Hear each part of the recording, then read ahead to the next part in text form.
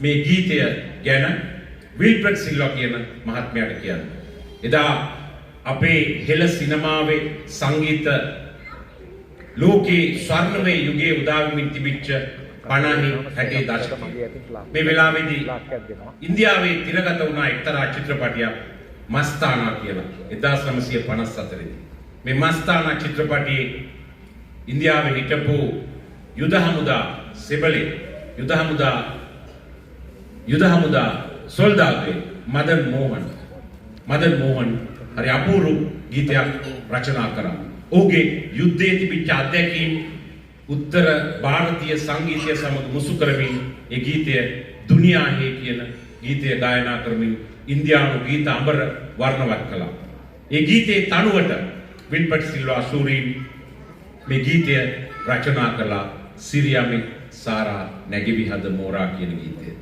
සිරියාමි සාරා ගීතය ජෝති ගායනා කරලා අදට අවුරුදු හරියටම 70ක් වෙනවා. එදා සිරියාමි සාරා ගීතය අහපු මේ රටේ වයෝවෘද්ධ ප්‍රජාව අද අපි අතර නැහැ.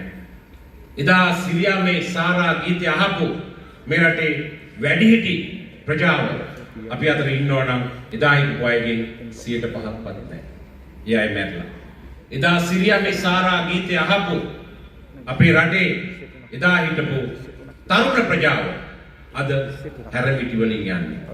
එදා සිරියාමි සාරා ගීතය අහපු ලදරු ප්‍රජාව අද අපේ රටේ වැඩිහිටියෝ බවට පත් වෙලා. එදා සිරියාමි සාරා ගීතය අහපු නැති අය අද අපේ තරුණ ප්‍රජාව බවට පත් වෙලා. ඒ තරුණ ප්‍රජාවගේ දරුවෝ අද අපේ ලදරු ප්‍රජාව බවට පත් වෙලා. ඒ නිසා අවුරුදු 70ක් ගියත් එදා මේ පරම්පරා 6ක් තාමත් සිරියාමි සාරා ගීතයේ තියෙන උත්තරීතර සංගීතමය ගුණය මකන්න බෑ. අද ග්‍රැමෆෝන් තැටි යුගය, ඒ වගේම කැසට් පටි යුගය, CD යුගය, පෙන් ඩ්‍රයිව් යුගය, YouTube මුහුණු පොත අභිබවා ජෝතිගේ සිරියාමි සාරා අදටත් ඉතාම ජනප්‍රියයි. ඒක තමයි ජෝතිගේ උන්මාදනීය හඬ. ඉතින් මේ හඬ විශේෂයෙන්ම අපි එදා ඔහු එතනින් නැවතුනේ නැහැ. ඔහුට අවශ්‍ය වුණේ නැහැ වේදිකා, ඔහුට අවශ්‍ය වුණේ නැහැ රඟහලවල්. ඒ කාලේ AC රඟහලවල් තිබුණේ නැහැ ඔහුට ගීත ගායනා කරන්න. ඔහුට පැල, පැදුර, පාර, පිට්ටනිය මේ හැම තැනකම ජෝති ගීත ගායනා කළා. ඒ වගේම ඔහු එදා හෙළ සිනමාවේ මහා කලාකරුවන් හැටියට හිටපු විජේ කුමාරතුංග, රවීන්ද්‍ර රන්දෙනිය, ගාමිණී ෆොන්සේකා, ජෝ අබේවික්‍රම, සනත් ගුණතිලක මේ හැමෝටම පසුබිම් සංගීතයෙන් ඔහුගේ කටහඬ චිත්‍රපටයට මුසු කරන්න තරම් ඔහුගේ කටහඬ ගැලපුණා. ඒ ශ්‍රේෂ්ඨ ගායකයාණන් හැමදාම අපි අතර ජීවත් වෙනවා. සමහර මිනිස්සු ලෝකේ ජීවත් වෙන්නේ ඔවුන්ගේ පහසුව සඳහා. හැබැයි ජෝති ජීවත් වෙන්නේ මේ රටේ ජනතාව වෙනුවෙන්.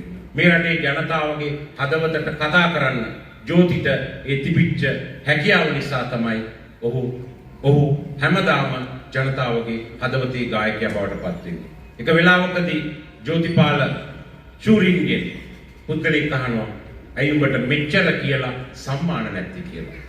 ජෝතිපාල ශූරින් තමගේ ජීවිත කාලය තුල ගීත 3000ක් ගායනා කරලා තියෙනවා කියලා වාර්තාවල සඳහන් වෙනවා. ඔහුගේ සංගීත දිව්‍ය ආරම්භුනේ 1952 දී.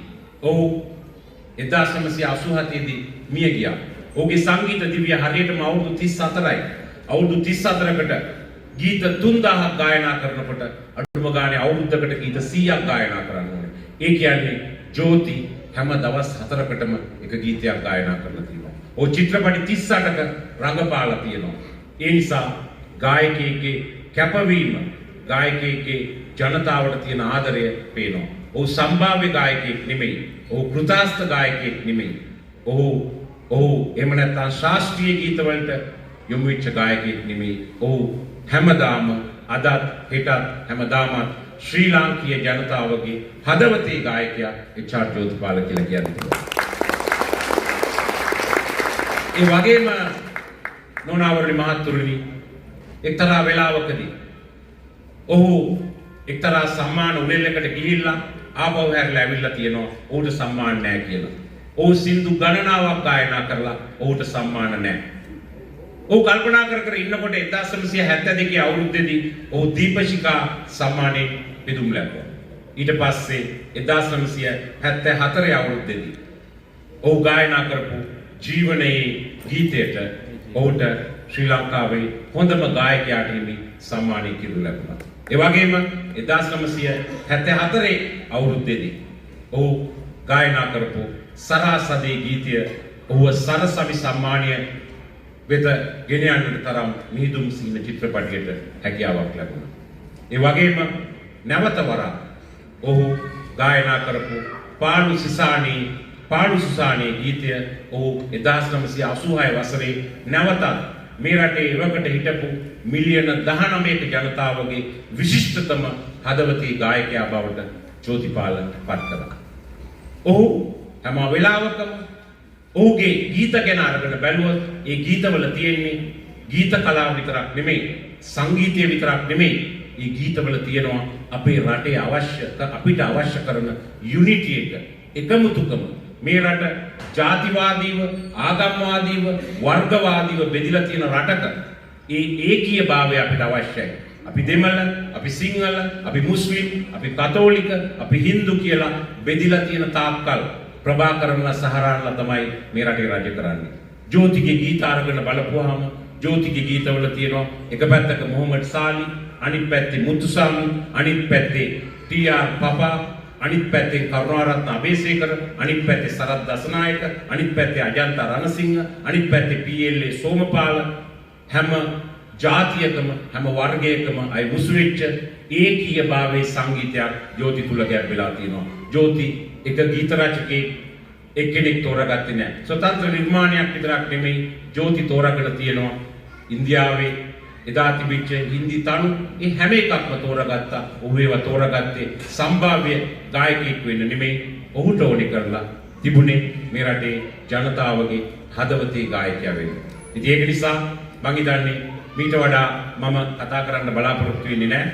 අමල් එදිරිමාන්න මහත්මයා ජෝතිපාල ශූරීන් මිය ගියා, ජීවත්ව හිටියා නම් අදට හරියටම අද මේ ජූලි මාසෙට ජෝතිපාල ශූරීන් ජීවත් වෙලා හිටියා නම් හරියටම අවුරුදු 90යි මාස 5ක් වෙනවා ජීවත් වෙලා හිටියා නම්.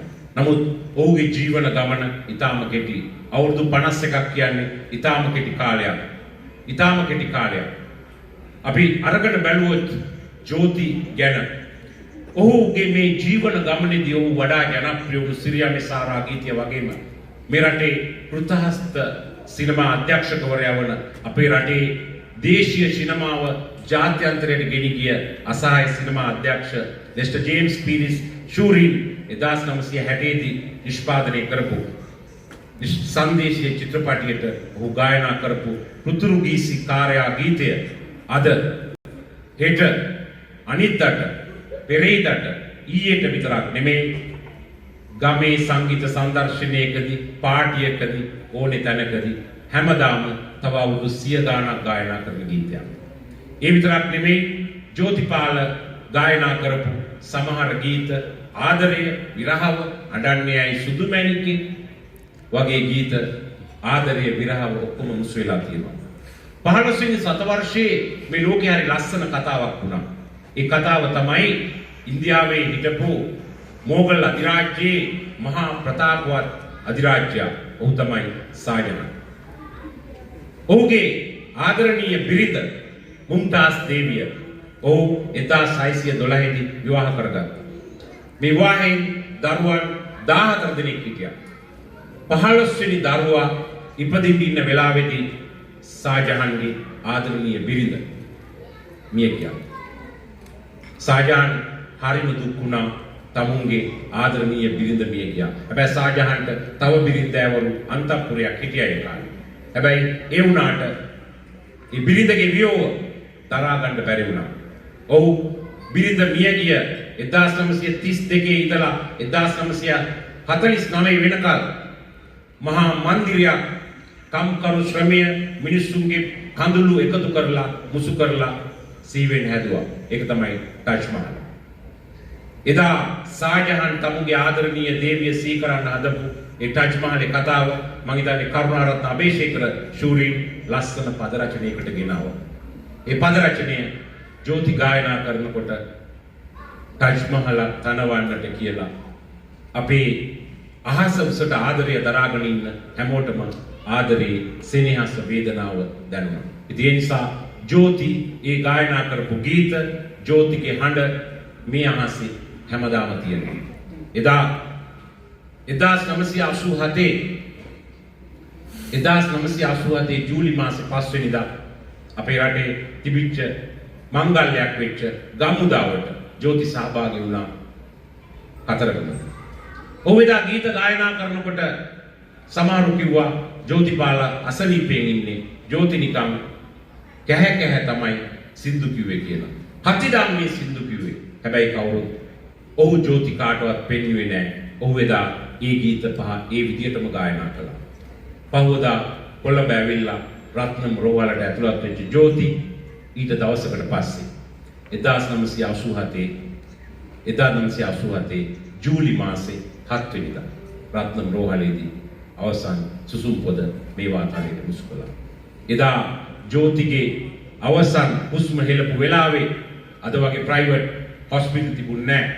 මේ කොම්පඤ්ඤ වීදියේ යුනියන් පෙදෙසේ එදා මම පාසල් ශිෂ්‍යයෙක්. මට අද වගේ මතකයි මිනිස්සු තාප්පේ කඩාගෙන රත්නම් හොස්පිටල් එකට පණින්න හදපු වෙලාව පොලිසියට බැරි වුණා කඳුළු ගෑස් ගහලවත් පාලනය කරන්න ජෝති මියගිය කතාව අහපු වෙලාවේ අද වගේ ත්‍රිවිල් තිබුණේ නැහැ ඒ කාලේ ගොඩක්. මීට අවුරුදු 40කට ඉස්සෙල්ලා මිනිස්සු හැසිරෙච්ච විදිය මම එදා වජිර අමල් එදිරිමාන්නත් මමත් ඒ වගේම චන්දනත් අපි ඉගෙන ගත්ත ඉස්කෝලේ ඉඳලා පයින් එන්නේ ටවුන් හෝල් එකට ආනන්දේ ඉඳලා මම දැක්ක මේ සිද්ධිය මිනිස්සු කොහොමද එදා රත්නම් රෝහලට පණින්න හැදුවේ කියලා. ඇයි? ජෝතිට කරදර කරන්න නෙමෙයි. ජෝති තමුන්ගේ වාතලයට අවසන් සුප්පද මුසු කරපු ඒ උස්මෙන් පොඩි කඳුලක් හරි ආග්‍රහණය කරන්න තමයි එදා දසදහස් ගණන් මිනිස්සු ජෝති වෙනුවෙන් රත්නම් රෝහලට ආවේ. ඉතින් ඒ නිසා අවසාන වශයෙන් මට කියන්න තියෙන්නේ මේ නොනිමෙන දිවි ගමනේ කොතැනක සිටියත් ඔබ මෙලොවේ අපි දන්නවා බෞද්ධ හැටියට ජෝති කොහේ හරි ජීවත් වෙනවා කියලා. ආදරණීය ජෝති මේ නොනිමෙන දිවි ගමනේ කොතැනක සිටියත් ඔබ මෙලොවේ දිගු කල ජීවත් වේවා කියලා. ඒ ප්‍රාර්ථනය මුසු කරමින් මම නිහඬ වෙනවා.